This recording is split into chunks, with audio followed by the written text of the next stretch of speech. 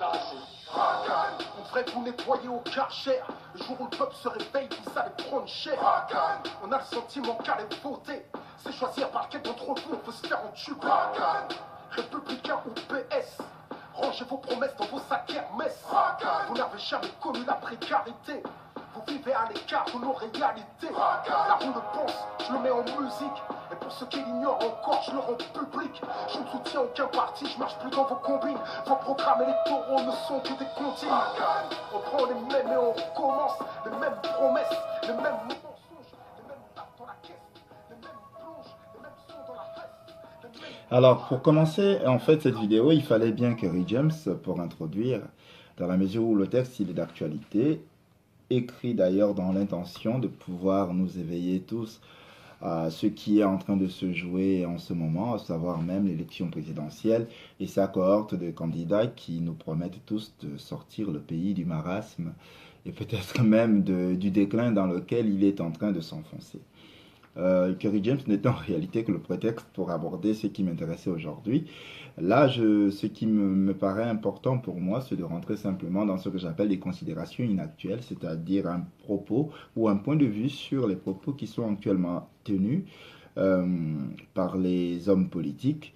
Ici, je voulais simplement rentrer dans l'imaginaire politique français tel qu'il est dessiné depuis quelques années maintenant, à savoir le manichéisme gauche et droite.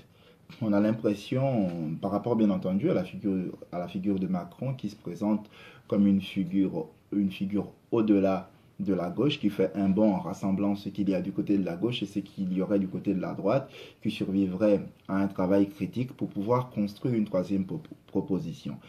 Et là, en réalité, dans tous les commentaires qui nous sont faits, même d'ailleurs par les journalistes, dont je respecte absolument le travail, puisqu'ils le font bien, il faut le dire, mais surtout du côté des politiques qui cherchent à critiquer leur adversaire, il est question de nous faire comprendre qu'il n'y a pas de troisième voie possible.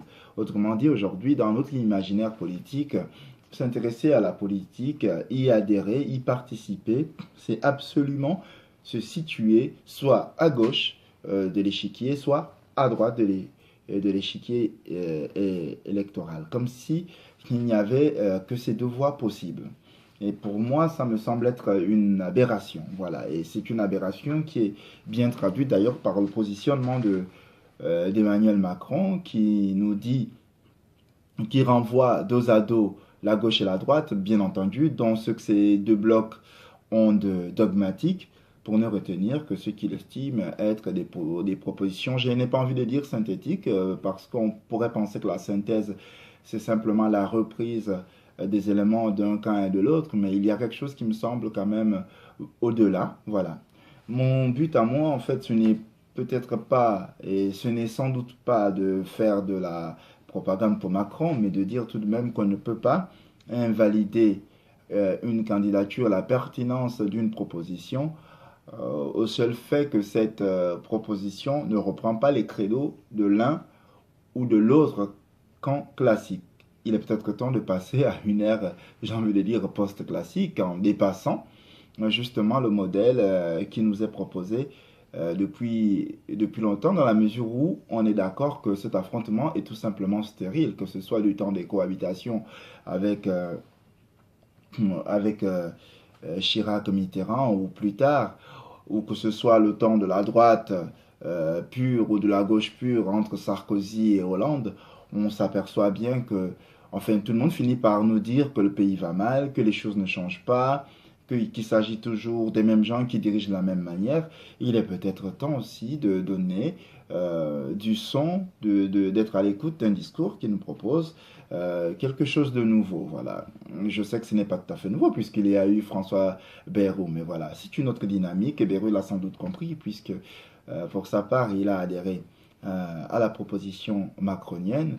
Et il serait peut-être intéressant au moins qu'on ouvre une oreille, voilà, qu'on ne se laisse pas enfermer dans ce clivage de gauche et de droite, parce que la politique, c'est aussi une affaire d'imagination, parce que c'est en imaginant qu'on produit un nouveau modèle social, qu'on produit un nouveau modèle politique. Or, en restant clivé dans cet affrontement stérile gauche-droite, c'est précisément cette imagination qui est, à mon avis, tués, voilà, qui se retrouvent ici rabougris et qui nous empêchent d'aller voir au-delà. Ma deuxième considération inactuelle, toujours en faveur de Macron, vous l'aurez constaté, c'est l'âge. Il me semble que la seule chose pertinente qui passe aux yeux de chacun, c'est d'être dirigé par des vieux. Et là, on nous dit, un tel n'a pas d'expérience, un autre a moins d'expérience. Mais dites-moi, si l'expérience gouvernait si bien que ça, comment expliquer qu'on nous enseigne que le pays va mal, alors que depuis longtemps, il est dirigé par des vieux, depuis De Gaulle. Donc, si depuis De Gaulle, on est dirigé par des vieux, que ça ne s'arrange pas, il est peut-être temps de donner la parole à un jeune. Peut-être qu'il sera plus en adéquation avec l'ère du temps, avec les enjeux qui se présentent aux générations qui viennent. Voilà, plutôt que de nous remettre encore les vieux, je pense aux gens comme François Fillon, avec les affaires qu'on connaît, qui reproduisent déjà la culture d'un autre temps, qui nous peignent ou dépeignent la situation du pays comme étant une situation morose, noire, déclinante, et qui nous annoncent bientôt la fin prochaine de la France. Peut-être il est temps d'avoir l'audace d'espérer, disait Barack Obama, l'audace de penser à neuf, avec des hommes neufs, avec des visages neufs. Voilà, ce sont mes deux considérations inactuelles du jour, et j'en ai encore d'autres. La prochaine sera sur la mémoire, la mémoire de la République, dans la mesure où les discours de Marine Le Pen à l'approche de la campagne sont en train de se redire et encore en train d'aller soulever en nous tout ce qu'il y a justement d'altération de l'altérité, d'exclusion de l'altérité.